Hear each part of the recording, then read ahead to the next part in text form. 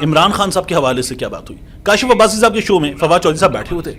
فواد چودھری صاحب نے یہ کہا کہ ابھی جو رانا ثناء اللہ صاحب کی ملاقات ہوئی ہے اس ملاقات میں ان سے مولانا فضل الرحمان نے کہا کہ عمران خان کو رہا کرتے الیکشن کی طرف جاتے ہیں. یہ کن چکروں میں الجھے ہوئے، استحکام نہیں آ سکتا ہے اس سے، اور ہماری بھی شکایت ہے اور ہمارا بھی مطالبہ ہے کہ عمران خان کو رہا کر دیں.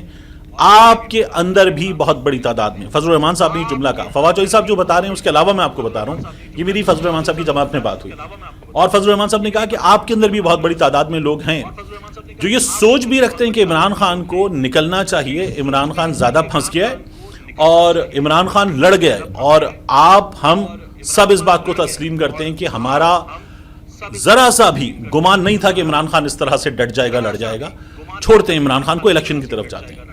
تو رانا ثناء اللہ نے، فواد چودھری صاحب بتا رہے ہیں کہ مولانا فضل الرحمان سے کہا کہ پھر کیا کریں، الیکشن کروائیں گے اور عمران خان کو اس حالت میں باہر لائیں گے اور فری اینڈ فیئر الیکشن ہوگا تو Imran Khan 2/3 plus, Imran Khan 2/3 plus 2/3 plus, اور پھر ہمارا کیا ہوگا، تلوار دے دیں عمران خان کے ہاتھ میں. رانا ثناء اللہ صاحب نے یہ بات کی فضل الرحمان صاحب سے. تو ایک تو یہ سیدھا اعتراف ہے کہ ابھی بھی جس مینڈیٹ پہ بیٹھے ہوئے ہیں وہ مینڈیٹ عمران خان کا ہے. میں نے آپ سے کہا تھا میں آپ کو بتا